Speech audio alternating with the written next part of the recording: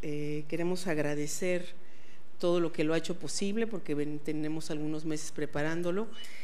Bueno, estamos convocando 4 personas. Está Carlos López Beltrán, de Filosóficas, Angélica Morales Arabia, del CEICH, que tocó comenzar con el seminario aquí, el Colegio de México, con Adriana Minor, está el CIMBESTAP, donde yo trabajo, y la UVM, que es la institución donde trabaja Maru Constantino. Quiero enfatizar que el seminario se llama Itinerante, Seminario de Historia e Historiografía de las Ciencias y las Tecnologías, porque el espíritu es justamente hacerlo un espacio horizontal de intercambios entre diversas instituciones, hacerlo un espacio en donde que convoque a muchos, que estamos diseminados en muchas instituciones, pero que estamos interesados en temáticas que atraviesan la historia y la historiografía, la discusión de las ciencias, y nuestra idea es bueno, eso, ¿no? Intercambio, convocar a jóvenes, a la gente que está empezando a hacer o que va haciendo, a los no tan jóvenes, pero que queremos comunicarnos nuestros hallazgos, que queremos discutir nuestros trabajos, y bueno, queremos agradecer a las instituciones que por el momento participan y a partir de las cuales vamos a ir haciendo diferentes seminarios. Los convocamos a que nos escriban, que se propongan, que vengan y que discutamos los trabajos de todos aquí.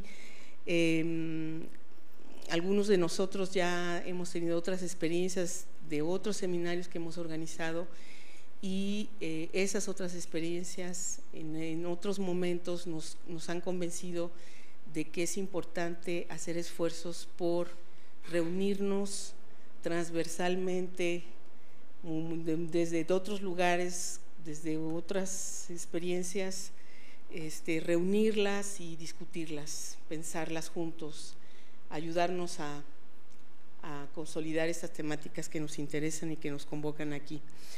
¿Ya estuvo? Ya, perfecto. Eso era lo que se necesitaba. Pues yo agradezco muchísimo al CEICH, que es quien nos alberga aquí la primera sesión. Agradezco muchísimo a Yana, a Bern, que aceptaron venir aquí a inaugurar esto. No sé si Carlos, Maru, tengan otra cosa que decir. Lo que hará el seminario será su asistencia, y que se propongan, que nos escriban. Por ahí hay unas hojas que están circulando para escribir sus correos. Vamos a formar con eso una lista. Nos es muy importante que se inscriban. Y pues muchas gracias. Angélica va a presidir la mesa. Empecemos.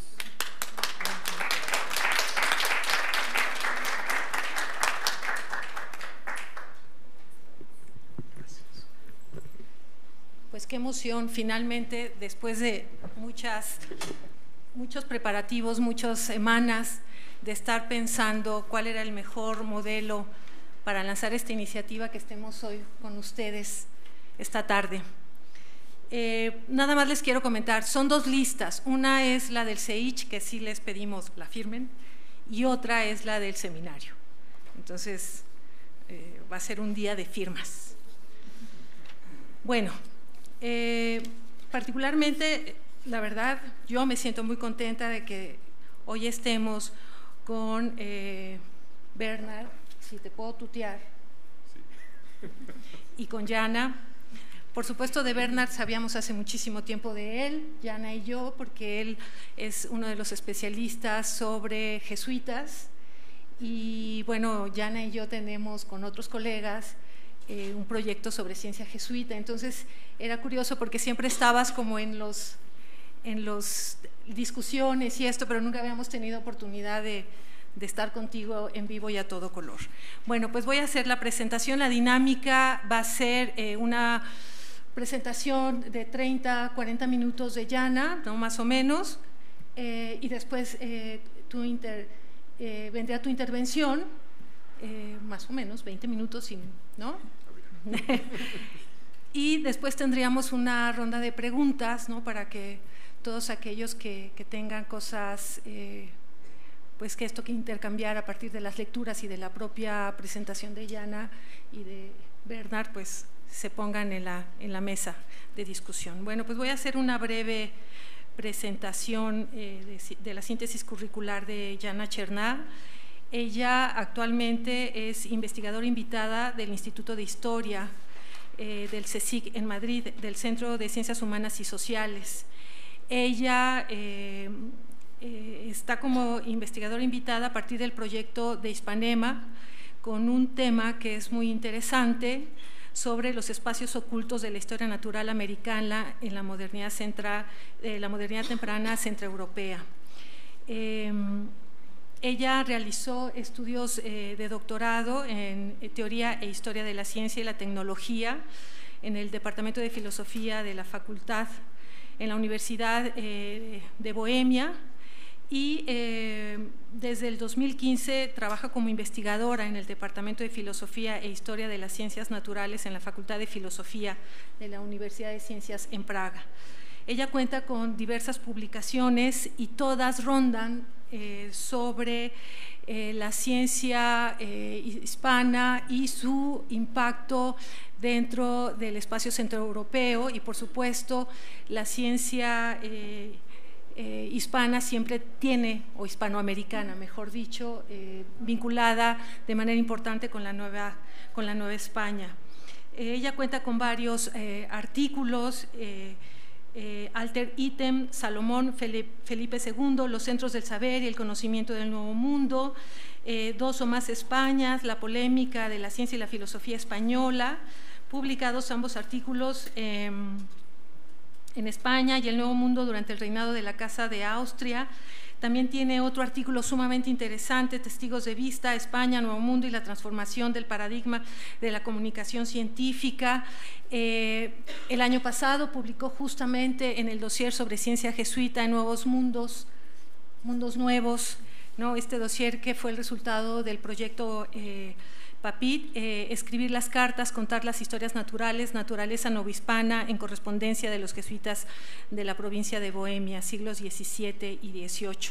Bueno, no vamos a ahondar más, ¿no? En la extensa publicación de Yana. Ella ha presentado conferencias en España, México, Croacia, por supuesto, en República Checa.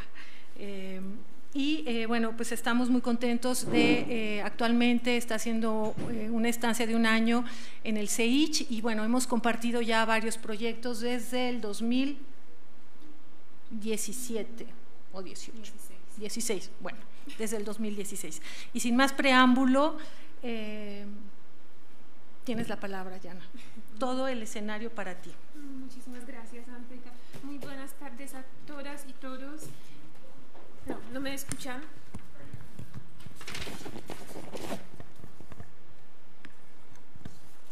¿Ya sí? Pues, muy buenas tardes a todas y todos. Muchas gracias por venir, muchas gracias por invitarme, muchas gracias a los organizadores, y es un privilegio, un gran honor estar aquí con ustedes, compartir los resultados de mi investigación y recibir comentarios de Bernard Hausberger. Tampoco exagero. Es un privilegio, de verdad. Pues me gustaría invitarlos a realizar una excursión a los espacios secretos de la naturaleza americana en Europa Central, como ya ha prometido el título de mi ponencia, de mi conferencia. Dado que nuestro tiempo es limitado y las huellas de la naturaleza americana en Europa Central abundantes, se tratará más bien de una guía esquemática y espero que también sistemática. que mapea algunas rutas e itinerarios principales. Como en todas las guías estarán presentes imágenes que siempre acercan y hacen familiar lo lejano y desconocido. No faltarán ni viajeros, aventureros, hombres poderosos, sus mujeres, muchos colores, olores y tampoco, como ya prometió el cartel, la desnudez. Perdón.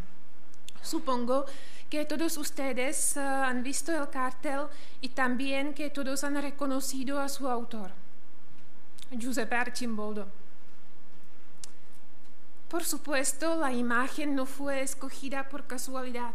Representa a Flora, concretamente a Flora Meretrix, una joven hermosa y lujuriosa que está seduciendo al espectador con sus encantos y secretos. Fue pintada como la obra hermana de la diosa Flora bienhechora para el emperador Rodolfo II. Aunque no se conocen menciones contemporáneas a la propia pintura de Flora Meretrix, se supone que se encontraba, igual como la primera Flora, en la corte imperial en Praga. De hecho, no sería caso aislado, ya que habría dos pinturas parecidas en la corte aristocrática, una oficial y otra escondida. Como caso ejemplar podemos mencionar, por supuesto, las majas de Goya. Pero, si miramos detalladamente a Flora Meretrix de nuevo, reconocemos en comparación con la primera Flora no solo la variedad de las flores, sino también animales, ingeniosamente escondidos. Podemos ver mariposas, saltamontes o chapulines, mejor dicho aquí, mariquitas, zapateros, hormiga, gusano, caracol o una lagartija. ¿Lo ven? Es un poco complicado, pero... sí. Todos esos animales están asociados a la belleza sensual, la tentación y el pecado. Hay un detalle bastante curioso. La hormiga que está sobre el pezón de la ninfa, haciendo una alusión a la historia de la mitología griega, la de princesa Eurimedusa y Zeus, que se convirtió en hormiga para seducirla. Pero desviemos ya nuestra atención de la desnudez de la flora y concentrémonos en propias flores y en otro concepto de la desnudez. A pesar de las diferencias en las expresiones morales, digamos, ambas pinturas, las dos floras, hablan el mismo idioma. Pertenecen al mismo universo estético y simbólico. Están festejando la primavera, las flores, la naturaleza. Todas las naturalias, así como en otros casos de las teste composte, es decir, cabezas compuestas de Arcimboldo, son vistas y captadas por los ojos científicos, con un sentido fino del detalle. Así podemos identificar una gran variedad de las flores y plantas. Por ejemplo, la pintura Primavera debería contener como 80 especies diferentes de Europa, Asia y América. Los que nos interesan a nosotros son las americanas, por supuesto, es decir, las plantas o hierbas desnudas. ¿Por qué desnudas? Las llamamos, o las llamaron, mejor dicho, así de acuerdo con la conocida expresión de Leonard Fuchs, herbae nudae, aplicada a las plantas desconocidas por los autores clásicos y carentes de nombre latino. Por ejemplo, en caso de ambas floras y también primavera, podemos ver una flor novohispana, esencialmente mexicana, es decir, Sempoalxochitl. Más tarde volveremos a la historia y memoria cultural de esta flor como un ejemplo representativo de la traducción intercultural de los saberes de la naturaleza. La naturaleza americana aparece también en otras obras de Arcimboldo. Una de las más reconocidas es, sin duda, la representación del emperador Rodolfo como Vertumno. Vertumno, quien era en la mitología romana el dios protector de la mutación de la vegetación, de los cambios de las estaciones. La pintura de Vertumno, que debió formar la pareja con la flora, la oficial, contiene, como podemos ver, una mazorca de maíz, chiles y flores de calabaza. ¿Qué es aún más importante destacar? Es el valor simbólico de la obra.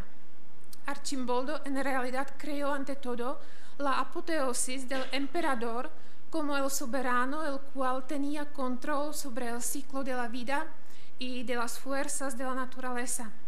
En el sentido parecido, como las representaciones del poder del monarca sobre la naturaleza, se pueden interpretar también otras obras de Arcimboldo.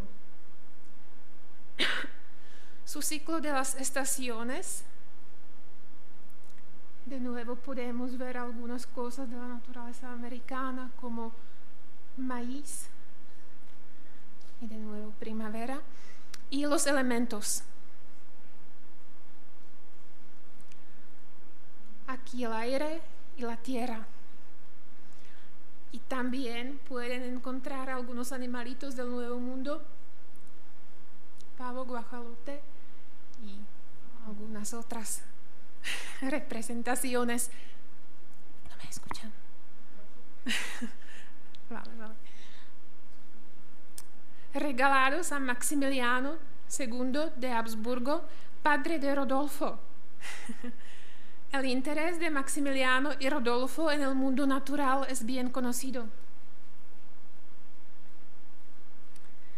Por ejemplo, el erudito jesuita checo Bohuslav Balbín escribió: el emperador Rodolfo II superó a todos los soberanos europeos no solo por su colección de piedras preciosas, obras de arte y otros objetos raros, pero también por sus hermosos y famosos jardines.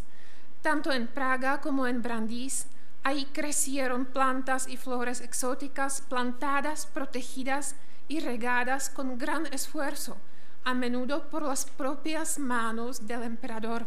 La rareza de estas plantas es atestiguada por confiables testigos con excelente conocimiento de estos asuntos, a saber Mattioli, Oswald Crolius y Tadeusz Hayek, pero también por otros escritores sobre asuntos médicos e incluso por los médicos personales del emperador. Eso escribió Bohuslav Balbín. A estos médicos personales de Rodolfo II pertenecía ya mencionado Tadeusz Hayek de Hayek y Adam Huber de Riesenbach, conocidos también como autores de las traducciones de los Discorsi de Mattioli. En sus herbarios, publicados en checo, podemos encontrar varias descripciones y en algunos casos también ilustraciones de las plantas y flores del Nuevo Mundo, que conocieron ya en los jardines del emperador o a través de sus redes intelectuales, que se alimentaron de la obra de los naturalistas importantes de la época, como Clusius, Camerarius y sus informantes del mundo ibérico. No falta de nuevo ni la apoteosis de los Habsburgo. Huber escribe: desde el principio de los tiempos había personas sabias y poderosas que estaban comprometidas y dedicadas a la investigación de la verdadera naturaleza de las plantas y otros objetos naturales que Dios había creado para su beneficio. El primero en tener estos poderes fue Adán, luego Salomón, y en los tiempos modernos, por supuesto, los Habsburgo, que gastaron generosamente, incurrieron los grandes costos para poder obtener y trasplantar a sus jardines plantas desconocidas y extrañas. A pesar de que las palabras de Huber son, por supuesto, algo exageradas, el gran interés de los Habsburgo, no solo en las plantas, pero en general en la naturaleza exótica, se puede documentar a través de varios discursos y géneros. Lo podemos interpretar, por un lado, como parte de la moda contemporánea, como el self-fashioning de los emperadores renacentistas o también curiosidad intelectual, pero a la vez hay que tener en cuenta que los Habsburgos centroeuropeos, gracias a sus estrechas relaciones políticas, familiares y religiosas con los Habsburgo de España, tenían una puerta plenamente abierta a las curiosidades y tesoros naturales del Nuevo Mundo. La inclinación hacia la cultura española, o digamos mejor iberoamericana, de la corte rodolfina se reflejaba también en la actitud pro-española de otra nobleza centroeuropea. Como un ejemplo representativo podemos mencionar a la familia de los Rosenbergs, la familia checa. Guillermo de Rosenberg, el segundo más poderoso hombre del reino de Bohemia, era titular de la Orden de Toisón de Oro y casado con Polixena de Pernstein, hija educada de aristócrata española María Manrique de Lara. Sus vínculos con el ambiente español, así como la curiosidad por cosas americanas, fueron reflejados en la composición de la biblioteca familiar y regalos personales. Los Rosenbergs también fueron conocidos por sus jardines y por el mecenazgo de las ciencias naturales en general. Por ejemplo, la publicación de la primera traducción checa de Mattioli, realizada por Tadeusz Hayek de Hayek, fue apoyada precisamente por los Rosenbergs.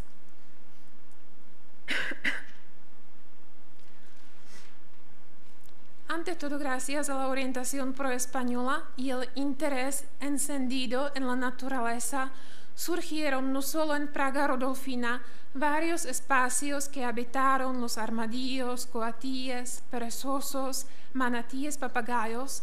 Incluso tenemos testimonios de un papagayo hispanohablante en la corte rodolfina. Y otras cosas americanas, ya fueron reales o artificiales, vivas, pintadas o disecadas. Las huellas de la naturaleza americana en los países checos y en la Europa central en general de la época son abundantes y a menudo también sorprendentes, encontradas en lugares inesperados. Por supuesto, no es posible realizar una excursión a todos estos lugares, más o menos secretos o escondidos, en la Europa central. Por eso, nuestro intento itinerario tiene que ser mucho más modesto. Establecemos ahora 3 objetivos y preguntas generales que vamos a seguir. Nos va a interesar cómo la naturaleza americana llegó a los países checos, cómo circuló y también cómo no circuló, cuando no circuló, en qué contextos podemos encontrarla y de qué manera fue traducida la naturaleza americana para el ambiente centroeuropeo. Los primeros encuentros centroeuropeos con la naturaleza americana fueron indirectos, intermediados, ya fuera por textos escritos o testimonios orales. A la vez, desde los primeros encuentros con el Nuevo Mundo llegaron también las cosas americanas o sus representaciones al suelo centroeuropeo. Gracias a los materiales diversos, como las cartas, registros comerciales, varias peticiones o libros de cédulas de pasos, podemos seguir y reconstruir sus rutas y trayectorias. Así no vemos solo cómo las cosas naturales viajaron, pero también nos damos cuenta del carácter globalizado del mundo de la época. Ya sea que llamemos este proceso globalización arcaica o globalización temprana, podemos decir que el mundo fue conectado gracias a los vínculos a larga distancia en los que empeñaron papel importante diversos tipos de intermediarios, brokers. Fueron embajadores, agentes de compras, eruditos, las mujeres, esposas e hijas de los soberanos, pero también los actores, digamos, de los grupos subalternos, varios informantes ya en el viejo como en el nuevo mundo, como curanderos, herbolarios, soldados o mozos de caballeros, que a menudo sabían del mundo natural más que los eruditos, como destacaron ya Nicolás Cusanus, Juan Luis Vives o Paracelsus.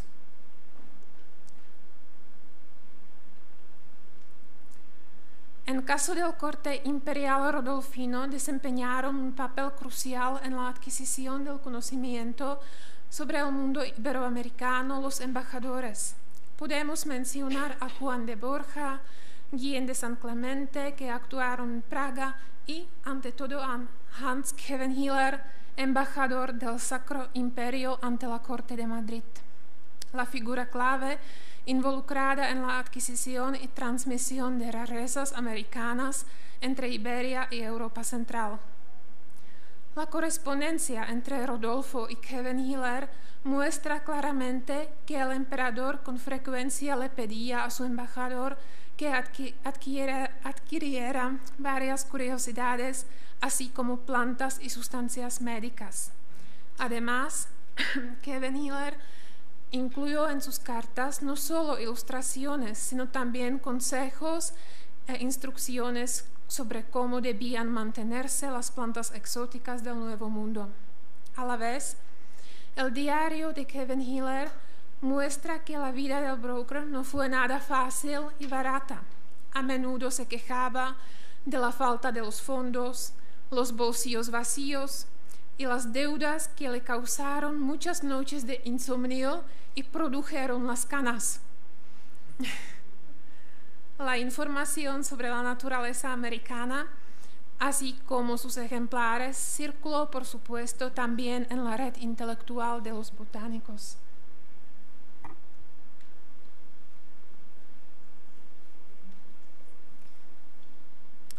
Un ejemplo representante es la red que surgió alrededor de Pietro Andrea Mattioli. Su correspondencia desvela algunos itinerarios e historias de cosas americanas en Europa. Por ejemplo, contiene la descripción e ilustración de una curiosidad de un extraño animal que su monarca, Fernando II de Tirol, compró por más de 100 ducados para exhibirlo al público. El animal desconocido vino del oeste de Perú y, según Mattioli, parecía un camello y un ciervo.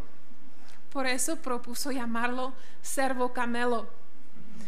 Y así podemos ver cómo llegó la primera llama al mundo centroeuropeo. La red en la que circuló rica información y cosas americanas alrededor del mundo se manifestó en la Compañía de Jesús como una corporación de largo alcance. Además, en caso de los jesuitas de la provincia de Bohemia, trató de los primeros testigos de vista, digamos, de los países checos que conocieron la naturaleza americana in situ. En la correspondencia de los jesuitas podemos ver que objetos enviaron desde el continente americano a la Europa, ante todo a la Europa Central, que rutas probablemente siguieron y a la vez que objetos naturales ellos mismos carecían y pidieron en las provincias remotas. Un ejemplo señero lo proporciona Pablo Klein, quien desde su misión en Filipinas pidió varios libros e instrumentos astronómicos. A cambio de esto envió a Bohemia objetos exóticos de Filipinas, entre ellos un centenar de así llamadas piedras de serpiente, junto con instrucciones sobre su uso, informaciones sobre sus propias experiencias acerca del tratamiento de las picaduras de serpientes, arañas y escorpiones. Otro jesuita de la provincia de Bohemia, Adán Cal, en carta a su amigo Janulke, informa sobre el viaje del jesuita español Baltasar Mancía a Praga vía Roma y avisa el envío de un cargamento de cosas muy raras y valiosas. A la vez, pide que se le envíen a México libros y otras cosas para el bien de los pobres y para la necesidad de nuestros apotecarios. Algunos de los objetos naturales e instrumentos que circulaban en la red jesuita desde el Nuevo Mundo hacia Europa Central fueron luego parte del llamado Museo Matemático del Clementinum en Praga. Otros fueron dirigidos a las boticas jesuitas. Y así ya estamos pasando a la segunda área de nuestro interés, los contextos donde podemos encontrar la naturaleza americana en Europa Central. Empecemos con los lugares probablemente más reconocidos, es decir, con los museos y los gabinetes de las curiosidades.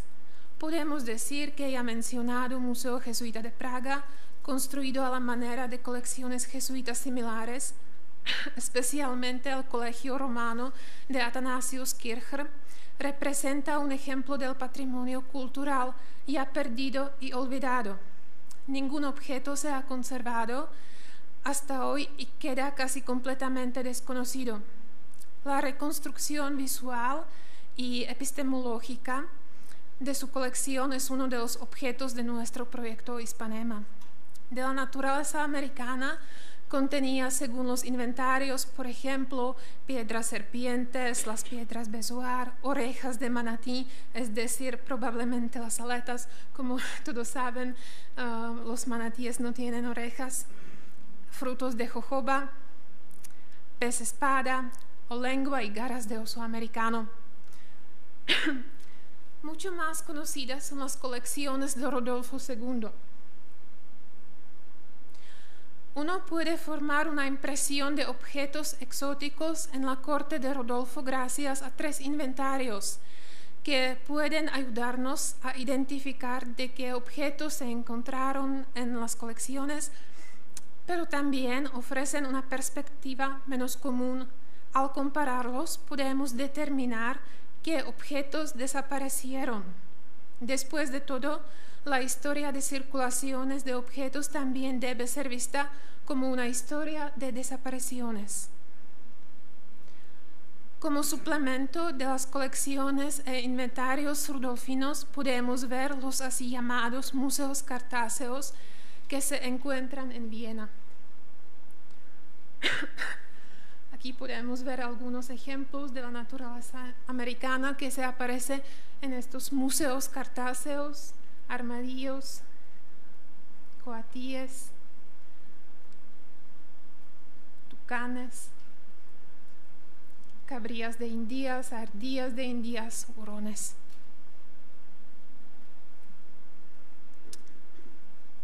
Y también aves del paraíso con patas. No les faltan en este caso. Cabe destacar que uno de los autores de las pinturas creadas para el Museo Cartáceo fue, de nuevo, Giuseppe Arcimboldo. Por supuesto, aparte de las colecciones rodolfinas, podemos mencionar varios gabinetes de las curiosidades de la nobleza centroeuropea que siempre contenían por lo menos uno o más armadillos, que se convirtieron en el símbolo de América propia en Europa. Muchos ejemplos de la presencia de la naturaleza novohispana en Europa Central encontramos en el contexto de la materia médica. En las ediciones modernas de Dioscórides, inventarios de las boticas, ante todo jesuitas, sus mobiliarios y albarelos, en las llamadas órdenes de los boticarios, o en los informes médicos y los informes de autopsias también, incluyendo el informe de autopsia de Rodolfo II, quien durante muchos años padeció sífilis que trató con las drogas del Nuevo Mundo. Del contexto botánico-médico posterior mencionaría obra fitantosa iconografía de Johann Weinmann, que contiene no solo una cantidad enorme de grabados coloreados a mano, muy precisas y preciosas, muchas también de las plantas y flores novohispanas, sino también ofrece un testimonio de la influencia de la obra de Francisco Hernández en Europa Central, que todavía no ha sido estudiado. De otros contextos donde vivía y florecía la naturaleza americana, no podemos olvidar la literatura de los viajes, crónicas y varias lecturas para la diversión de la burguesía. Aquí todavía vemos unas imágenes de Johann Weinmann y ya pasamos a Mikuláš Bakár-Štětina, primera obra sobre América, que ha sido publicada en los países checos. Aunque a la burguesía lo que interesaba a sus lectores era más bien la desnudez de los habitantes del Nuevo Mundo que las plantas desnudas, digamos. Y sí, ya sus autores escriben sobre la naturaleza americana, sus descripciones tienen poco que ver con la realidad. Por ejemplo, en la edición checa de Cosmografía de Sebastián Münster, su editor Zikmund de Puchov proclama que en el Nuevo Mundo no existen animales, excepto conejos, serpientes de gran tamaño, pero inofensivos, tórtolas silvestres, gansos más grandes que los nuestros y patas que tienen cabezas rojas y son más blancas que los cisnes. Menciona también papagayos, que representan en la imaginación europea desde los principios la riqueza del Nuevo Mundo. Las imágenes de la naturaleza americana, así como varias alegorías de América, habitaron también los lienzos de los artistas, hicieron más exótica la vida cotidiana de la nobleza al adornar los platos y vasos o crecer en las paredes de los castillos. Vamos a ver algunos ejemplos. De Viena de nuevo, Schönbrunn, Castillo de Milové en la República Checa, y de Alemania, Castillo Hoflesnitz. Así podemos ver aves de Brasilia pintadas según libri picturati. Eso es también algo bastante extraño, curioso, en el contexto de la historia natural.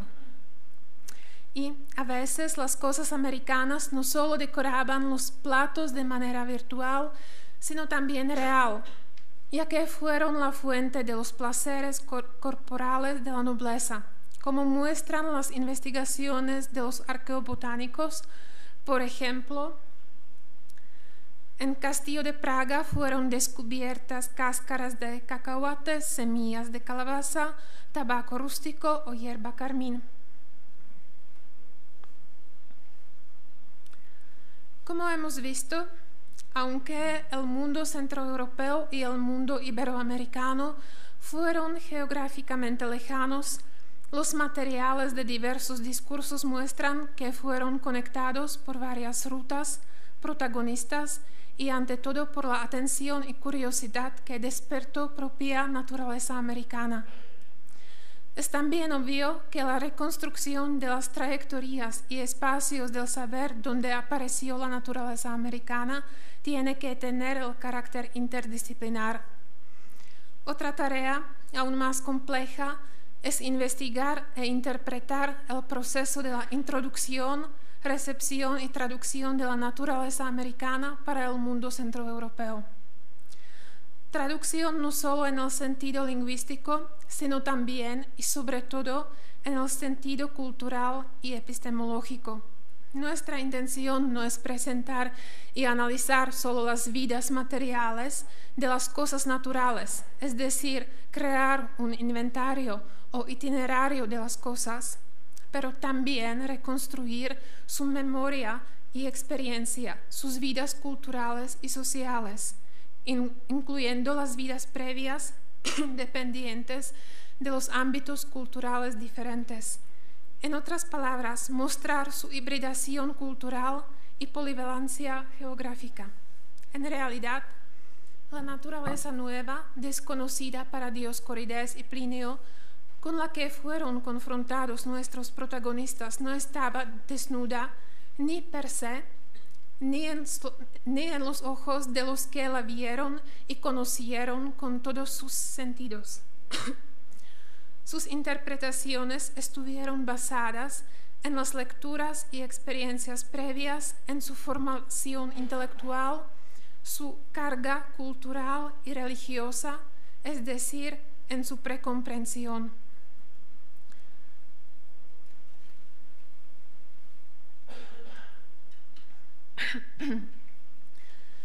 Una herramienta clave para explorar y traducir la naturaleza desconocida fue desde los principios la analogía, en la mayoría de casos basada solo en la similitud visual o mejor dicho sensorial. Por ejemplo, Tadeusz Hayek describe el árbol de guayaco al lector checo así: es tan alto como el fresno, tiene hojas en forma de hojas de plátano, de sombra y frutas como las nueces. El jesuita bohemio Pablo Klein compara el sabor de la caña con el sabor de las grandes peras, pero peras alemanas. El de coco luego le evoca el sabor de almendras o castañas comestibles. Los jesuitas también buscaron y encontraron en la naturaleza americana el potencial simbológico y pedagógico, signos ocultos de la fe. Es muy conocido el ejemplo de la flor de pasión, la que representa todos los atributos de la crucifixión. Según Jiří Brandt, jesuita bohemio, lo hacía mejor la flor Spiritus Sancti, una orquídea que se asemeja a una paloma blanca con una cara y patas de oro flotando alrededor del trono de Dios. No hay que destacar que la naturaleza americana en su ambiente nativo tenía sus propios significados y connotaciones que para la mayoría de los europeos eran desconocidos o se perdieron parcialmente o completamente en el proceso de la traducción cultural. Una de las historias al respecto cuenta la flor de 20 pétalos, es decir, Sempoalzóchitl. Aquí, en este lugar, no hay que recordar el papel que jugó en la cultura mexicana. Gracias a sus colores, la flor se relacionó con varias deidades, del sol, del fuego, del maíz. Asimismo, su color intenso era percibido como medio de comunicación con lo sagrado, con los seres sobrenaturales. Por eso era ofrendado a diferentes dioses durante las celebraciones del calendario náhuatl y se usaba y sigue usando, por supuesto, para las ceremonias de los muertos. En el contexto europeo se redujo el significado del Sempoalzóchitl sobre todo a su función estética. Adornaba los jardines y pronto se convirtió en una parte integral de las pinturas y naturalezas muertas. Y, como lo hemos visto, así aparece también en las pinturas de Archimboldo. Lo que perdió la flor de 20 pétalos al llegar al continente europeo era la valoración positiva de su olor.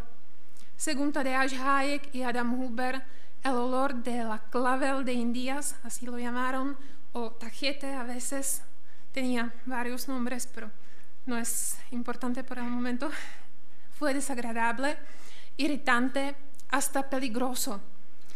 Hayek y Huber lo compararon con la flor de oro, es decir, crisantemo, basando sus conclusiones en las similitudes externas, pero hay también similitudes simbólicas, así como el Sempoalzóchitl para las culturas prehispánicas. El crisantemo en las culturas antiguas europeas estaba relacionado con el sol y con la muerte. Tal vez los autores europeos que juntaron tajetes y crisantemos tuvieran alguna información de su significado en la cultura náhuatl. Esa posibilidad podría estar apoyada por la obra de propio Mattioli. En su Discorsi escribe: si pudiera, diría que esta planta para los indios Era una especie del crisantemo. Es obvio que Mattioli disponía de la información sobre el significado del Cempasúchitl para los indianos. De todos modos, el caso del Cempasúchitl nos ofrece un testimonio representativo del hecho de que la memoria olfativa, y en la misma lógica, la memoria de todos los sentidos, están determinados culturalmente. A la vez, nos enseña que la reconstrucción de la memoria cultural de la naturaleza americana en el contexto centroeuropeo o europeo en general, realizada a través de diversos discursos y materiales, no se puede llevar a cabo solo en una orilla del océano sin tomar en cuenta también las vidas previas de las cosas americanas. En otras palabras, hay que analizar diversos fenómenos culturales, sociales e históricos como partes constituyentes de la historia natural. Además, hay que poner en duda el concepto eurocéntrico de las plantas desnudas y reemplazarlo con el concepto polifacético de las plantas revestidas, es decir, estudiar múltiples atributos, prendas y predicados que la naturaleza americana puso en diferentes contextos y mundos. Muchas gracias por su atención.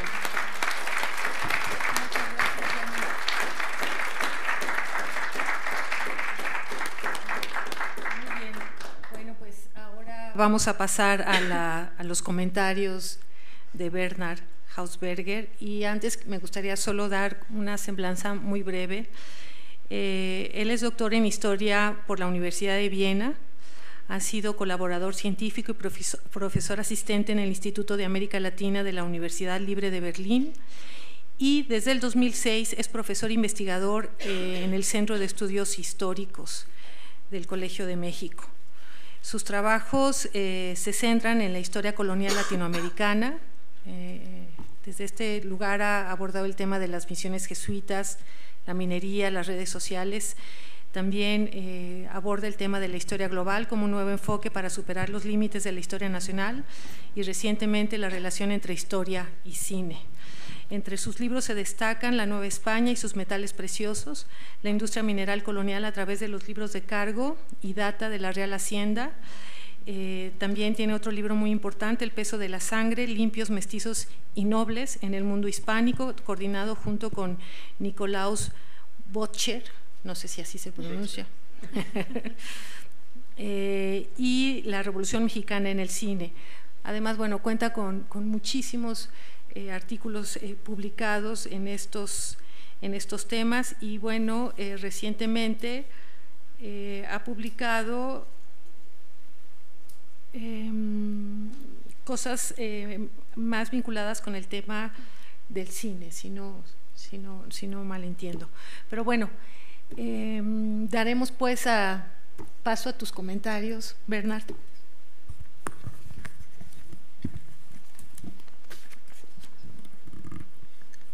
Pues muchas gracias por haberme invitado a comentar aquí y regresar a unos viejos temas.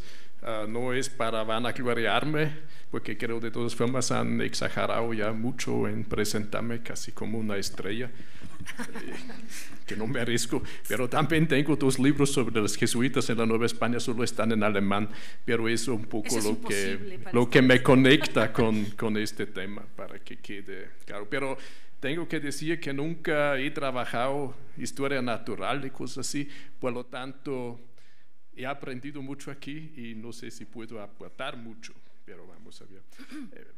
Voy a empezar con una polémica que posiblemente, no posiblemente, seguro es injusta con todos que están aquí, pero creo que se puede aplicar a los cientos, si no miles de personas que han visto la invitación a este evento y no han venido. Y es que creo muchos en México la historiografía todavía es muy nacional, y creo muchos se preguntarán abiertamente o clandestinamente qué me interesa a mí lo que los checos piensan y han escrito sobre América Latina, o sobre México, porque de todas maneras no nos entienden. Y la misma pregunta sobre los alemanes o los gringos o no sé qué. Es una experiencia personal mía que hay cierta desconfianza a esos temas. Lo que a mí me parece que es interesante en ese tema, primero quiero sí insistir que eso no es historia de México ni historia de América Latina, solo indirectamente. Es más historia europea, centroeuropea, checa, como lo quieren llamar, pero sobre todo creo es historia global porque muestra que el mundo está conectado desde épocas muy tempranas entre sí, y uno de los niveles en que se ve eso es en el nivel de las percepciones, y aquí estamos aquí. Quiero decir que me parece, claro, eso se podría trabajar en muchos campos, pero en muchos países, pero me parece de extremo interés que se hace sobre Bohemia o tierras checas o como lo quieran llamar, porque es un territorio donde esto no se esperaría eso tan inmediatamente, ¿no? Si eso se descubre en España, que han escrito sobre México, o en París, digo ok, ya, pero que en Praga o en Viena o donde sea, en épocas tan tempranas sí puede sorprender, hasta a mí me sorprende en realidad, porque uno crece con sus socializaciones y tengo que admitir que es un límite mío. Si uno se creó en Austria en la posguerra, Guerra Fría sobre todo, ¿no? que somos el resto de un imperio que ha gobernado allí también, y después la Guerra Fría, las tierras eslavas checas pues, son casi inexistentes, son unos 120 kilómetros de mi pueblo, pero nunca me interesaron. Yo sí me interesé en España, pero no en eso, no, era otro mundo. Y eso es algo que he aprendido a lo largo del tiempo, que hay que superar uno, ¿ya? Que el mundo sí estaba muy integrado. Y recuerdo, por ejemplo, una anécdota que hace año y medio otra historiadora checa, Markéta Grisová, estaba aquí en México y me fui con ella a San Ángel, a la iglesia, con el intento muy austríaco posiblemente de mostrarle que ahí en la iglesia de San Ángel tienen un retrato del último emperador Habsburgo, no sé por qué, de Carlos, que tuvo que renunciar en 1918. Claro, lo han beatificado mientras tanto, que también es una absurdidad de la historia, pero ahí está. Y le quise enseñar eso, bueno, lo vio, pero lo que ella inmediatamente descubrió, que allí también hay una imagen del Santo Niño de Praga. ¿Ya? Y mientras tanto me fui a Praga, vi el Santo Niño de Praga también allí. Entonces sí hay en muchos niveles una conexión entre esos mundos que uno no pensaría. Y creo, aún así pueden decirme, o me podrían decirme que eso no es muy bueno, ok, pero ¿qué más? Y creo que sí hay que abrirse a esos temas en una época en que tal vez todos o mucha gente sueña a regresar al hogar de la nación, donde se resuelve todo, no sé, los votantes de Trump, hasta los que defienden el Brexit, y en toda Europa hay esas corrientes. Y que sí hay que estar consciente que la nación nunca era lo único que existía en el mundo, siempre había cosas que repasaron la nación y eso era muy importante también, y explica muchas cosas. Y en la época en que aquí estamos, creo yo, por lo menos, eso insistiría mucho, en una época prenacional. Entonces hay que tener mucho cuidado de no decir que los alemanes o los checos o qué sé yo, que creo eso no es muy cierto, y menos en casos como la corte de Praga, que era una corte donde convivía un montón de gente. Hay que estar consciente también, eso es importante, tal vez eso no se sabe tanto aquí, pero Praga, antes de la guerra de 30 años, era algo como el centro del Sacro Imperio. Rudolfo II vivía allí, también, bueno, los otros cambiaban un poco más, pero el emperador estaba con preferencia en Praga, hasta que vino la rebelión de los estados de Bohemia, y después sí daban mucha preferencia a Viena, ya dejaron a Praga atrás. Bueno, pero en esta corte convivía mucha gente de diferentes idiomas, como médicos italianos, físicos daneses, germano hablantes, checo hablantes, españoles, como hemos visto, ¿no? Y la emperador. Y lo mismo es un poco con los jesuitas, ¿no? Los jesuitas, que se habló mucho aquí, eran una institución internacional, bueno, si somos prenacionales no se puede decir internacional, que abarcaba todo el mundo y abarcaba gente de las más diversas preferencias. Y a mí siempre he resistido un poco a eso, decir que eso es un jesuita alemán, eso es un jesuita X. Son jesuitas en primer lugar. Y eso con eso no quiero decir que no tenían ninguna conciencia de su origen y de su idioma materno y cosas así, pero en primer lugar son jesuitas, pensaría yo, pero ¿qué más? Bueno, en ese sentido el trabajo me ha gustado mucho porque nos ha contado mucho cómo esas conexiones entre Praga y Latinoamérica o México en concreto han funcionado tanto por publicaciones, pero también por flujos de objetos y representaciones y relaciones familiares y eso también me parece muy importante, que la nobleza europea del antiguo régimen no era una nobleza europea en realidad también, por lo tanto se casan entre sí desde la Edad Media, ¿no? Que no sé tanto de Bohemia, pero por ejemplo había un duque en Austria en la Edad Media que se casó con una princesa portuguesa y otro con una hija del emperador de Bizancio, ¿no? Entonces ahí hay un montón de flujos y esas señoras nunca vienen solas, ¿no? Sino vienen gente con ella que lo acompañan y allí se explican muchos flujos de conocimientos y que vale mucho la pena intentar reconstruir eso.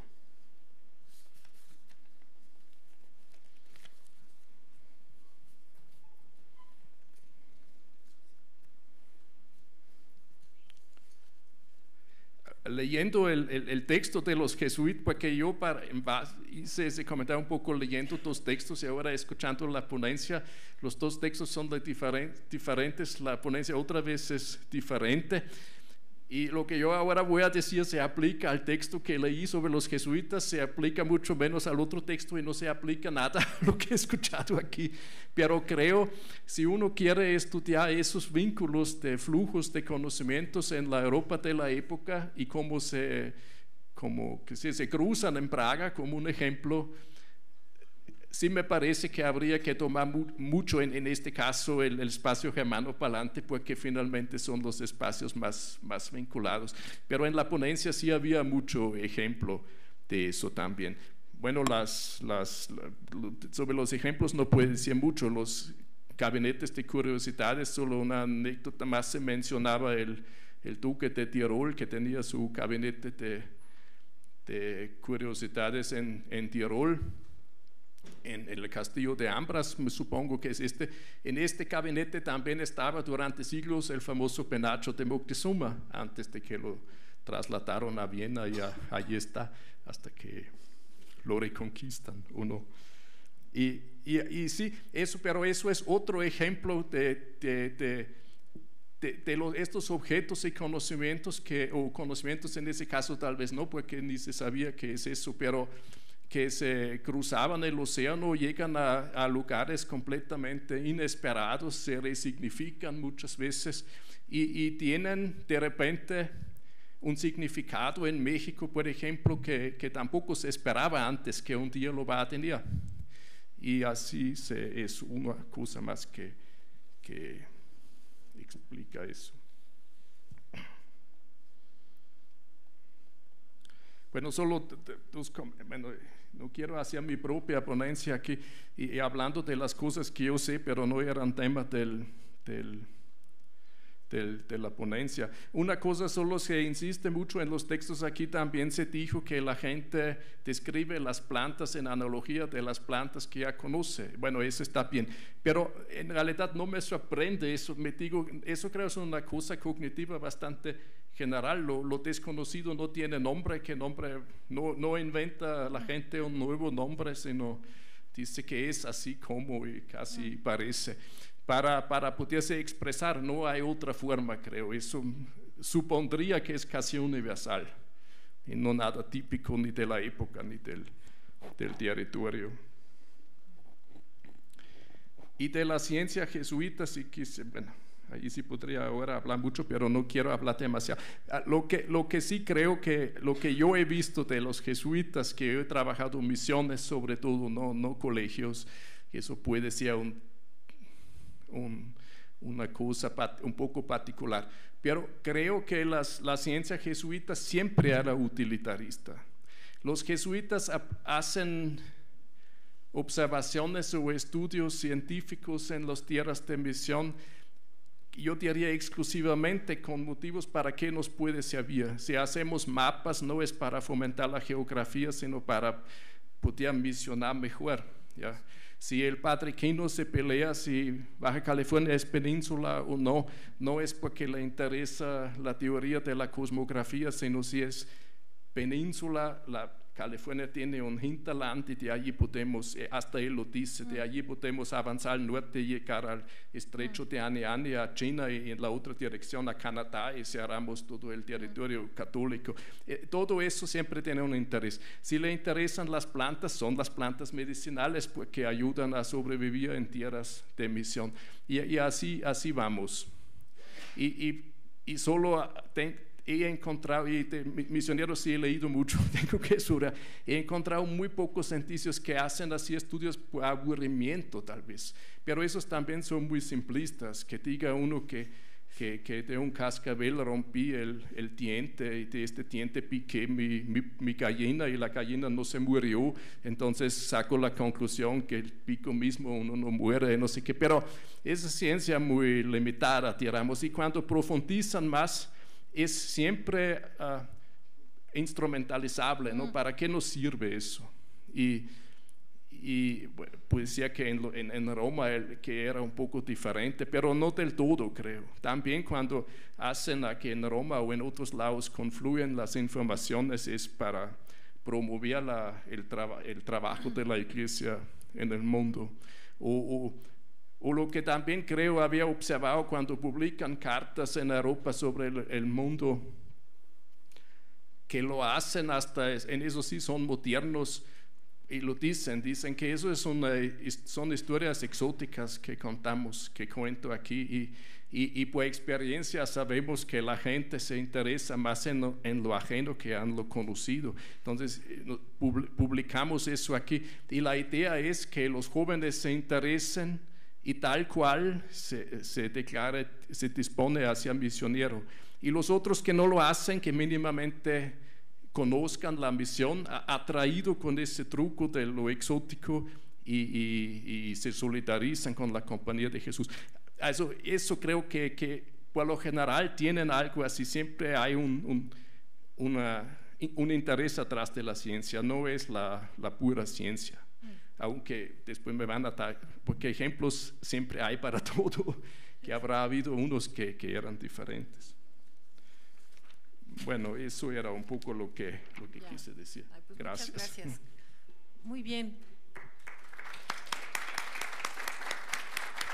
Gracias por tus comentarios.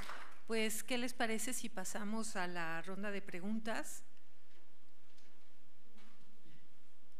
¿Aide?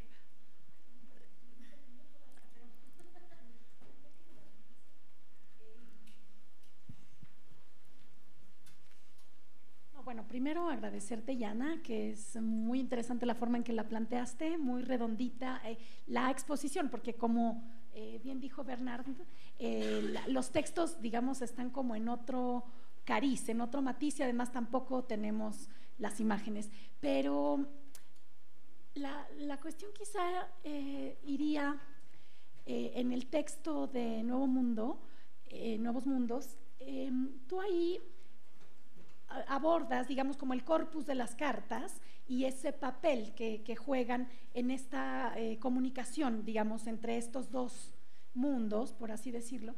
Pero me pregunto, y esa es la parte siempre más difícil, la de la recepción, es decir, y que no está, pienso yo, porque es la más difícil de recuperar, sí de lo que se llevan y la analogía que permanentemente están haciendo, pero la pregunta para mí ahorita iría por ahí. ¿Qué tanto has llegado a esa parte de la recepción y de esta construcción muy interesante que efectivamente acaba de remarcar el comentarista sobre esto que ha trabajado Marie-Louise Prat como lo de los ojos imperiales? O sea, la cuestión del poder, que también es algo que siempre nos ha interesado y que más allá de una cuestión nacionalista, pero sí es de esta digamos, riqueza y diversidad de la naturaleza o de la otra naturaleza, y el acomodo, digamos, la asimilación en una parte del imperio que, como bien acaba de señalar, es muy importante y de mucho tráfico de muchas cosas.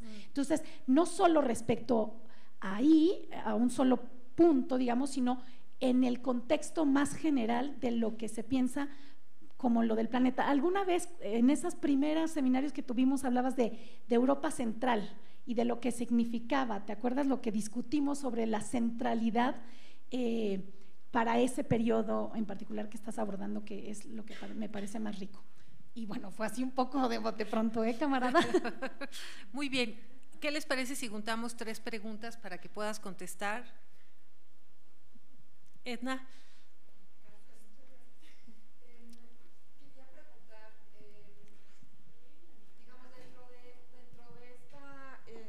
Esta cuestión de la circulación de todos estos objetos y de esta globalización con los objetos naturales, Harold Cook, por ejemplo, dice que es la transformación en los hábitos de consumo la que produce, ¿no? esta generación de los nuevos mercados y donde se mercantilizan todos estos objetos naturales, ¿no? Más que como objetos de conocimiento, quizás como objetos de placer, por ejemplo, ¿no? Entonces, me preguntaba, nos mostraste mi especialidad no es, yo soy especialista en siglo XX, pero me preguntaba ¿qué sabemos de los datos de esta economía del placer? La decoración, los textiles, los nuevos alimentos, o sea, ¿qué tanto pesa? Obviamente son también modas, todos son Habsburgo, todos están, obviamente no es nada extraño, vaya que el penacho de Moctezuma esté en Viena, pero ¿qué pasa con estos artículos, estas mercancías del placer, digamos, dentro de la economía de esta región? Otra pregunta más para esta primera ronda. Muy bien.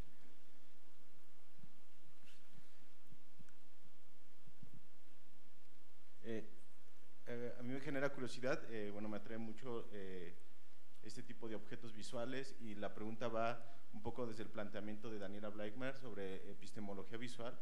Y bueno, en ese trabajo se señala mucho sobre la preponderancia que en el Imperio Hispánico se daba a los objetos visuales como una forma de conocimiento y también de circulación de conocimiento. La pregunta va en el sentido de qué tipo de paralelismos o cómo está dialogando el lugar desde donde tú estás abordando, desde el, no sé si llamarlo imperio, por ignorancia, pero desde este lugar, ¿qué tipo de diálogo y cuál es la preponderancia que se da también a lo visual en la generación y circulación de conocimiento en esa época? Muy bien, pues cerramos esta primera ronda. Yana.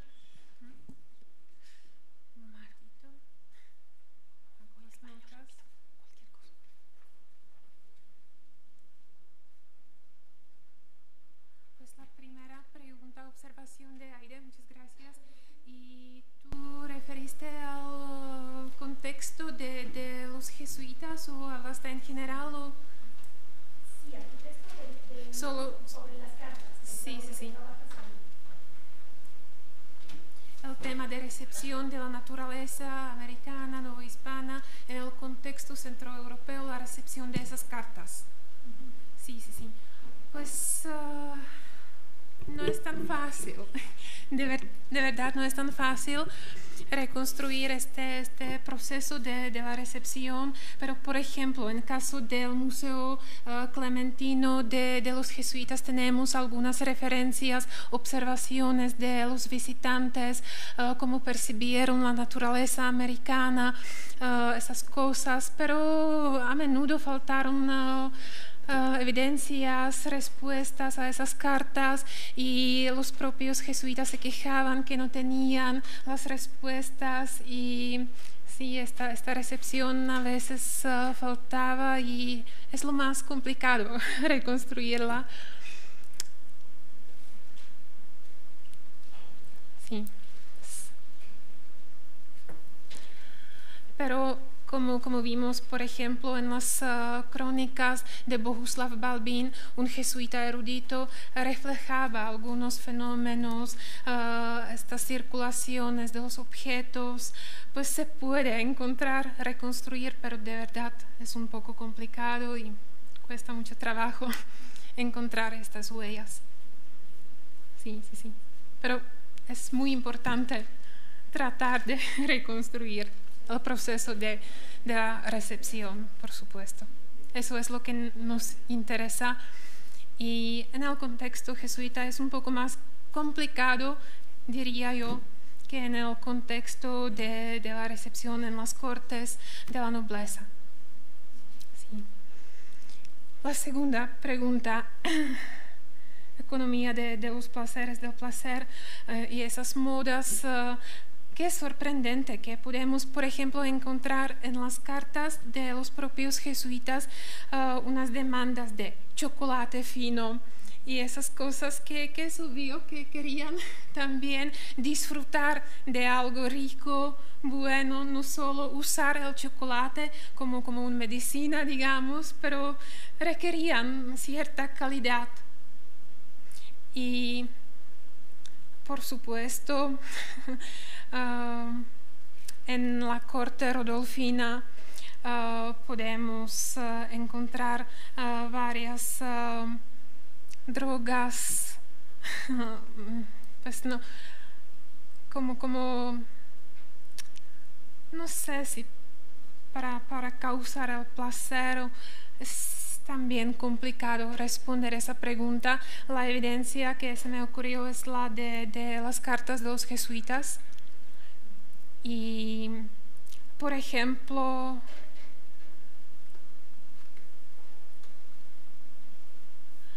como objetos de lujo, como platos, vasos, ahí estaba presente la naturaleza americana como una estimulación estética, un placer para los ojos.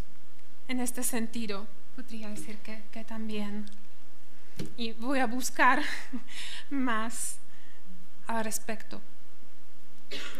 Y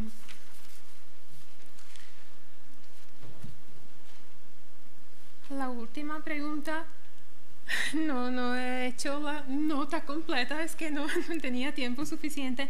La importancia de epistemología visual, pues vimos muchas imágenes, abundantes imágenes, y creo que es obvio que las imágenes fueron muy importantes cuando no tenían los europeos el testimonio directo, no podían ver la naturaleza americana en situ, solo los jesuitas en el siglo XVII viajaron a América, pues el resto de la población, no sé si checa, no podemos usar esa palabra, nacionalista, pero de la gente centroeuropea necesitaba esta información transmitida, visual, y no tenía nada más que descripciones y muchas imágenes. Por ejemplo, también en esas publicaciones, aquí podemos ver una imagen del libro de Leary, un libro de viaje, y estaban muy interesadas en las imágenes de lo exótico, desconocido, pues podría decir que tuvo una importancia clave, o tuvieron importancia clave las imágenes de la naturaleza americana.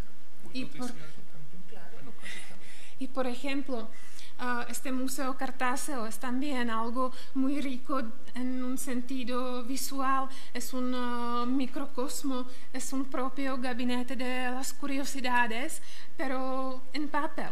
Pues aquí también podemos ver que este microcosmo visual formaba parte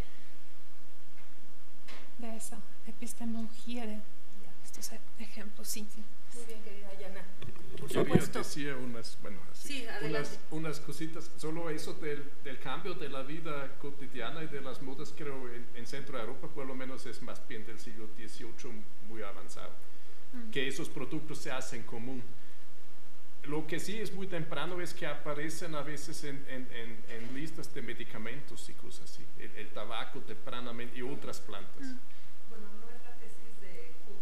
La tesis de Cook es que es muy temprano mercantilización y esta revolución del gusto incluso la que provoca esta aceleración y concentración de la economía, ¿no? Bueno, conozco esa tesis no de Cook sino de otros, pero creo en Centro Europa no pasa eso. Pero precisamente mi pregunta era por la circulación tanto de objetos como de modas obviamente en el imperio de Estrasburgo, ¿no? Eso era que no quiero entrar en... No, claro. Pero, bueno, ¿qué más quise decir? De la recepción sí quise decir, hay unos estudios que han intentado seguir publicaciones de los jesuitas en el mercado de libros, en la feria de libros de Leipzig y no sé qué, y han salido unas cosas, pero claro, después tampoco sabes si los libros se han ofrecido, si fueron comprados y después leído es otra cosa. Que sí me comentó un historiador una vez, que yo no lo he visto personalmente, pero que en Halle hay que había un centro de la incipiente misión protestante y que ellos tenían en su biblioteca un ejemplar de una colección de viajes de jesuitas donde hay muchos jesuitas de Bohemia también, y que tiene apuntes de los protestantes que están aprendiendo allí o viendo cómo lo hacían los jesuitas. Y otra cosa es que tengo una carta de un suizo, eso ya es siglo XVIII, que escribe a su hermana en Suiza, y era una familia acomodada, y le describe el maguey. Así sí le describe el maguey, al mismo tiempo dice que él ha visto florecer el maguey en el colegio de Ingolstadt, en el jardín que tienen allí. Entonces, él sí lo conoció, pero no contó que su familia lo conoció, que tomó como indicio que la recepción era muy puntual, digamos, y no demasiado. Fue en 1740. Ya, muy bien. Yo tengo una pregunta. Siguiendo un poco la línea de lo que planteaba Edna, de que a veces cuando nosotros vemos plasmados la naturaleza americana en pinturas, en libros, etcétera, nosotros conectamos inmediatamente como si esto fuera sinónimo de conocimiento científico, de un saber, y en ocasiones, como me da la sensación cuando estabas exponiendo, de esta potente cultura de corte, ¿no?, que se está replicando de alguna manera, que se está replicando del espacio hispano al espacio centroeuropeo. Entonces, yo no sé si tú estés de acuerdo, pero a mí me parece que siempre está en esta tensión, esta cultura de corte con una cultura científica, digamos que no sé si a ti te interesa ahondar por ahí este consumo de mercancías y el saber sobre esas mercancías, y me recuerda muchísimo a esta historiadora holandesa donde ella siempre señala que generalmente cuando nosotros hablamos del arte, por ejemplo, de las naturalezas muertas holandesas, de flamencas, etcétera, pues esto, que siempre damos por sentado que ahí hay un conocimiento científico brutal, pues, ¿no?, pero que no necesariamente, y que es también importante establecer esta tensión, no dar por sentado que aunque se presenta esta naturaleza americana en formatos que son validados más adelante por la ciencia, ¿no?, como es el libro, etcétera, son necesariamente producto de ese proceso. Tal vez, quizá tendríamos que explorarlo más por el tema del consumo, pero eso es solo una molestia, Yana, no una provocación. No sé tú qué opines. Existía una tensión. Si tú crees que existe esa tensión, o en realidad podríamos hablar. Perdón, hay otra pregunta. ¿Sí? No, es una participación en esta. Sí. No, pues de una vez para. No, participa. Bueno, a mí me parece que no se habla, yo no hablo de ciencia, o sea, naturalia es algo muy diferente, ¿no? Que existe en esta cultura de la curiosidad, que se desarrolla tanto en la corte como en las misiones, tanto, o sea, digamos en circuitos de varias órdenes sociales, ¿no? A mí me pareció que ahí no había una real, que no se planteaba una tensión, pero bueno. Pues mi intención fue presentar varios espacios donde se aparecía la naturaleza americana, por supuesto, y sobre esta pregunta no sé si tomar, por ejemplo, en cuenta la obra de Archimboldo, por ejemplo, trabajaba en la corte imperial y hacía muchas imágenes, como vimos, como imágenes simbólicas, pero que tenían. No tengo aquí. Claro. Es que quería mencionar, pero a la vez fue un científico. Vimos que hizo unos dibujos muy precisos de la americana, de la naturaleza americana, por ejemplo, en esas cabezas compuestas, y luego cuando vemos al Museo Cartaceo, pues no me parece si… O las boticas, o los libros de materia médica, o sea, es decir, que esa es una tensión que hay, que me parecería importante, no sé. No me parece como tensión, en este caso es más bien una… ¿Extensión? Perdón.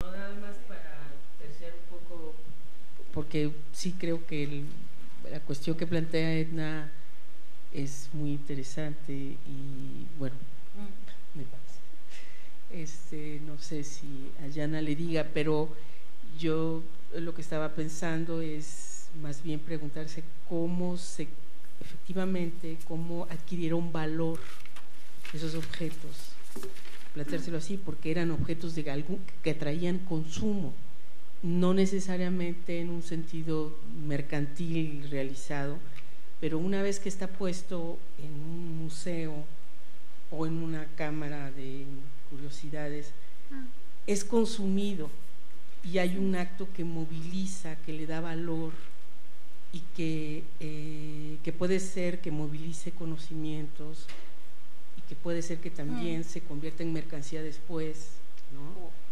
O que, ¿no? Yo me preguntaba, por ejemplo, si eran objetos los que exponían o eran pinturas, y cómo el paso porque tú lo que dices son muchas representaciones pictóricas que tienen que ver con la pregunta que te hicieron acá, luego se convierten en objetos, que se convierten en objetos de consumo que movilizan también hábitos de consumo en un sentido más mercantil, ¿no? Que es un poco lo que se desarrolla.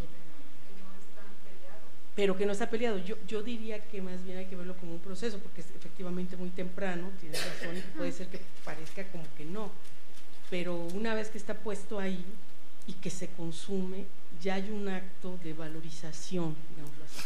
Yo retomaría la cuestión que se planteó y que se abrió, ¿no? En este sentido tienes razón que no necesariamente es conocimiento, ¿no? Es un cierto tipo de conocimiento que toma un cierto valor y que se va a ir transformando. En ese sentido, a mí me parece que ahí hay un punto que incluiría desde la representación, la forma de la representación de esos objetos que pasan de lo pictórico al objeto material, que sería algo así como cómo sucedió y circuló, que tiene que ver con la pregunta que ella se hace al principio, ¿no? Por eso, cómo se consume tiene de alguna manera. Pero bueno, es una reflexión así, como dice ahí de… Bueno, pero está Mattioli, por ejemplo, quien es fundamental para entender la materia médica americana, es muy temprano, ¿no? Por ejemplo, están las que ya eso es más tardío, las boticas de jesuitas, ¿no? En fin, pareciera que son estos linderos que se desdibujan, pero bueno. Bien, yo quiero mencionar otra línea que se está planteando. Hay que pensar que en el siglo XVI es la gran pandemia de sífilis y uno de los eventos importantes que hay es la importación o el comercio transnacional de plantas americanas entre España, básicamente Sevilla, y América y Nueva España. Y uno de los elementos fundamentales es la obra de Francisco Hernández, que usted la mencionó, que es la primera representación de plantas americanas plasmadas en un documento, en donde se muestran muchas de las plantas que después se difundieron. Ya a partir de finales casi del siglo XVI, cuando surge la gran botica alquímica de Felipe II y que empieza la persecución de la Inquisición para toda esta serie de prácticas, Rodolfo II es el que los recibe en Praga. Por eso se le llama el rey de los alquimistas, en el que abre toda una gran oportunidad para los químicos, para los estudiosos de la botánica, básicamente, y llegan con toda esta serie acervo de plantas medicinales que ya conocían y que ya se habían estudiado, y donde hay también un comercio importantísimo ya transnacional de plantas americanas que estaban funcionando en Europa. Entonces, esa es la forma como empieza, y Mattioli y Fürst posteriormente empiezan a representar plantas americanas ya en sus obras, pero basadas en la obra de Hernández. ¿No? Hay un libro que yo le he llamado el libro que nadie leyó, que es el Códice de la Cruz Badiano, que ya se había escrito en esa época, pero nadie lo conocía, estaba guardado. ¿No? Pero hay muchas representaciones que por alguna extraña camino se difundieron, que están plasmados en el Códice de la Cruz Badiano y que después los encontramos en algunas otras obras. Y actualmente hay un libro misterioso, el libro desconocido, el manuscrito Voynich, en el que no se sabe quién lo escribió, pero aparentemente desde esta época se ha ubicado en la que se elaboró en la corte de Rodolfo II, y encontramos plantas medicinales americanas en este manuscrito. Entonces, esa es una de las formas como se pudo haber llegado a estos lugares. Y recordemos también estos gabinetes que tenía Felipe II de reliquias, y que las reliquias eran productos medicinales básicamente para evitar cualquier tipo de enfermedades. Muchas gracias. Sí, ¿se podría comentarlo?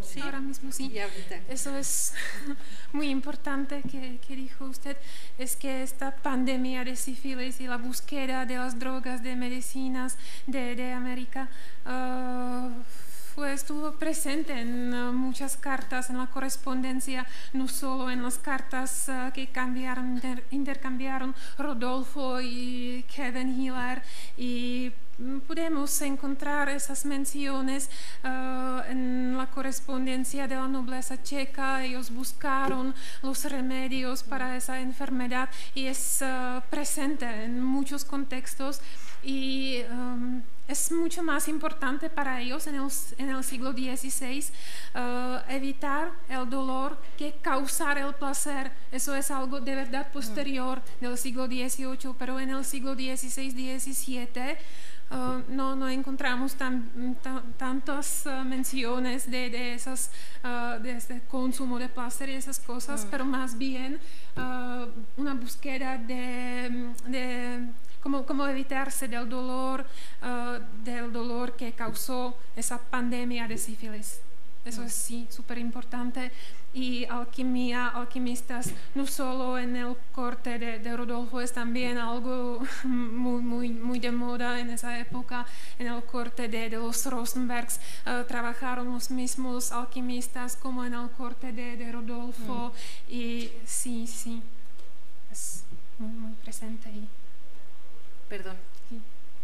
Hola, a mí me llamó mucho la atención una descripción que nos mostraste, que leíste sobre el Nuevo Mundo, que daba como la sensación de que era algo así negativo y bueno, buena descripción que mostraste ahí. Y yo estaba pensando porque hay un texto de Antonio de León Pinelo de mediados del siglo XVII que se llama, bueno, tú lo conocer, El paraíso en el Nuevo Mundo, y que lo que trata de hacer es identificar cuál es la localización exacta del paraíso en las montañas de los Andes. Entonces me contrastaba muchísimo una descripción con la otra, y no sé si tendrías algún... Eso se puede encontrar ya en las cartas de Cristóbal Colón, ¿no?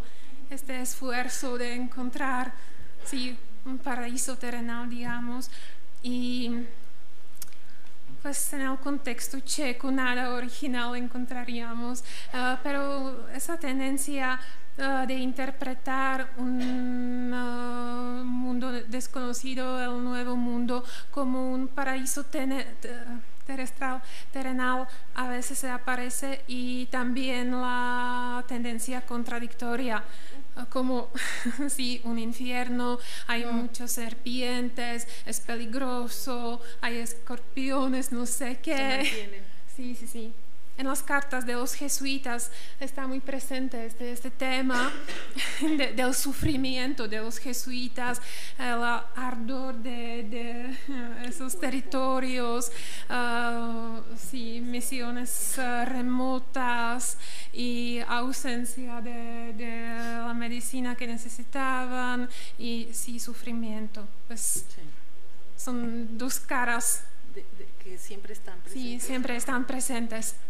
Y Ana, una cosita que me surgió conforme fue, ahora sí que circulando la palabra, y que tiene que ver con algo que llamaría, bueno, con una doble cuestión de la estructura y el orden social, y la representación visual tan armónica que hace Archimboldo de naturalezas distintas, como tú lo has dicho, de varias partes del mundo, y que sin embargo lo estructura armónicamente. Sí. Y ahí en eso habría como dos cosas. Por una parte, ¿qué tanto diálogo interjerárquico, por decirlo así? Porque tú en el texto que yo leí hablas de las cartas jesuitas, y ahora presentaste justo lo de la corte y Rodolfo II, en fin. Entonces, ¿qué tanta comunicación entre estos dos poderes hay? Y justamente esa circulación tanto de la parte impresa como de la parte, como decía Laura, objetual. Es decir, ¿dónde se establecen los límites entre uno y otro?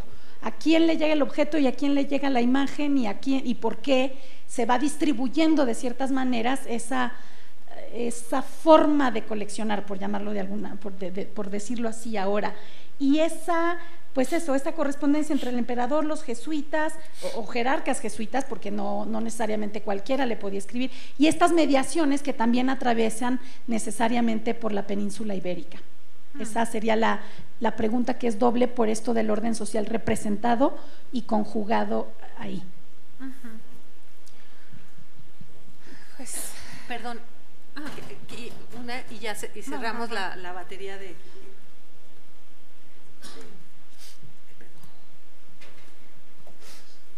Gracias. Tengo dos o tres preguntas para ambos. Jana, está la figura de Athanasius Kircher, ¿no? En el siglo XVII, ¿correcto?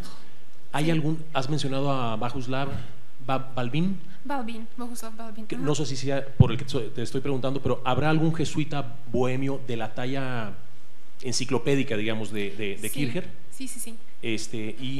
Eso. Y otra cosa. Llamarían Plinio Checo en esa época, pues, a Balbín. ¿Perdón? A Plinio Checo, así lo llamaron en los países checos. Pues, ya veo. Sí. Y otra preguntita breve. Juan Amós Comenius es checo también. Sí. ¿Hay influencia de él en estos jesuitas? por esta obra, digamos, de la visualidad, el mundo en imágenes y esto. No sé si hay una conexión entre estos personajes. Y antes de que me respondas, para Bernard, he estado en Sisoguichi, en Chihuahua, supongo que conoces la misión, y me llamó la atención ver ahí, no recuerdo el número, pero había varios misioneros jesuitas de origen bohemio, checo, centroeuropeo. La pregunta es, ¿había misioneros jesuitas en todas las misiones donde tenían presencia la Compañía de Jesús, o eran como direccionados a ciertas regiones? No sé si era el noroeste novohispano o también había en Perú, va por ahí. Y otra cosa que se me escapa. Esto es como más general y es para ambos. Así como hablamos de una ciencia jesuita, ¿se podría hablar de una ciencia franciscana o una ciencia agustina? ¿O es la Compañía de Jesús? Salud. ¿O es la Compañía de Jesús la que lleva la batuta dentro de la esfera católica en cuanto a desarrollo científico, vanguardia, conocimientos interculturales, etcétera? Sí, creo que por ahí lo dejo. Gracias. Muchas gracias. Bueno, pues muy bien. Con esto, ¿les parece bien si cerramos la... Perdón. Ya no recuerdo. Bueno. ¿Qué les parece si contestan? Y les prometo, ustedes dos, la última ronda de preguntas. ¿Les parece? Pues, ¿dónde empezar? ¿Yo? Muchas gracias. Armonía de las pinturas de Archimboldo, pero eso no fue la pregunta, solo mencionaste la armonía que existe. Pues en realidad, orden jerárquico. Sí, en realidad sí debían representar, digamos, microcosmos. Sí, mencioné este valor simbólico de las pinturas de Archimboldo. Y la otra pregunta, la comunicación entre el corte rodolfino, entre la nobleza centroeuropea, no quiero usar la palabra checa, y los jesuitas. Pues hay muchas evidencias, por ejemplo, que hubo personas que crearon los objetos científicos para el corte rodolfino y a la vez para los jesuitas checos que viajaron al Nuevo Mundo y compartieron mucha información, y los médicos de los emperadores a veces estuvieron en contacto con el Clementinum, con colegio jesuita en Praga. Hay muchas evidencias sobre esta comunicación y relaciones. Pues sí, hubo y muchos. Podría decir que sí. Y comunicación visual entre las imágenes, objetos, esas cosas. Eso es también muy importante, conectar las imágenes y los objetos. Por ejemplo, en el caso muy reconocido de estas colecciones de Rodolfo II, se olvida hacer esta conexión, interpretarla, verla, del Museo Cartáceo, de las colecciones, de los objetos y también de las cartas, y por supuesto hay que tomarlo y a interpretarlo como un mundo armónico complejo, y no podemos olvidar uno de esos espacios y dedicar nuestra atención solo a una de estas líneas, digamos. ¿Es todo? Sí, respondí tu pregunta. Otra pregunta.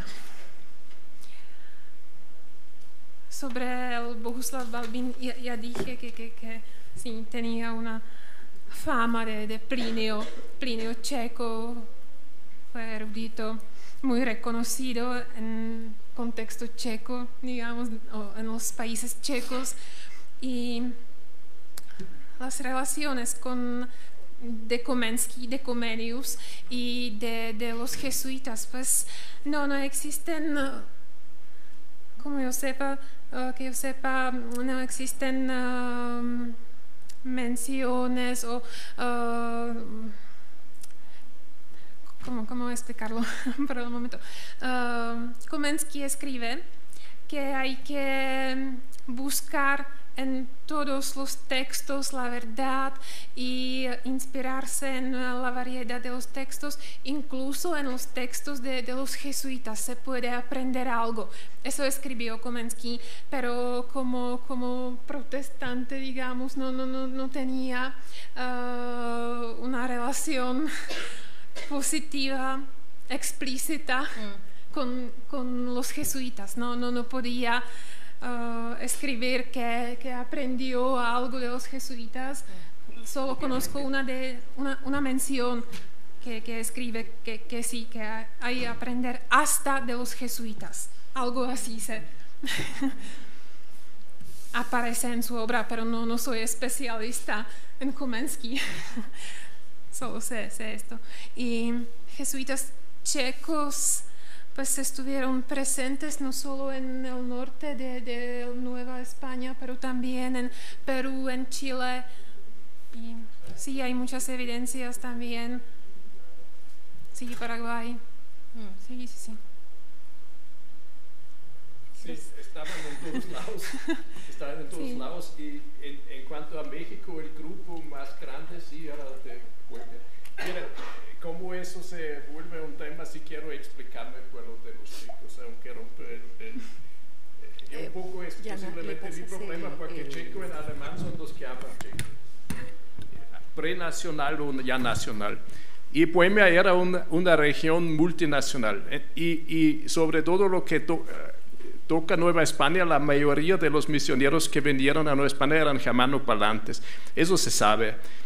Y hay un historiador checo que se llama Kalista que da una explicación muy convincente a eso y dice como esos territorios eran religiosamente muy disputados, había mucho protestantismo, sobre todo en la población checa.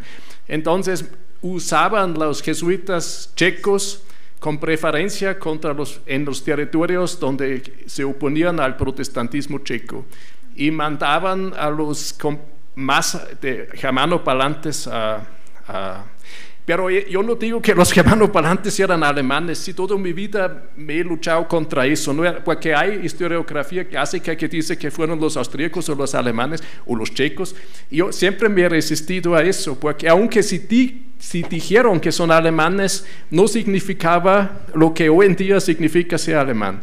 Entonces estoy en combinaciones y aunque probablemente también peco en mis propios escritos porque es difícil evitarlo y cómo decirlo, pero prefiero lo de los centroeuropeos. ¿Ya? Muy bien. Y si había una ciencia franciscana, en realidad no soy experto en historia de la ciencia ni de los franciscanos. Lo que toca a Centroamérica, creo que y Centroeuropa y América no hay otro orden que tenía el mismo significado, que hubiera publicado tantas cosas sobre América en Europa. En América mismo, digo, me faltan un poco los conocimientos y depende de qué campus toma. Yo, por ejemplo, no sé mucho de cartógrafos franciscanos, me parece que no había tantos, pero sí me dicen que sí, entonces sí. Pero lo que sí había de los otros órdenes eran, por ejemplo, gramáticas de idiomas indígenas y cosas, y eso también es ciencia, ¿no? Allí sí estaban todos. Ya, muy bien.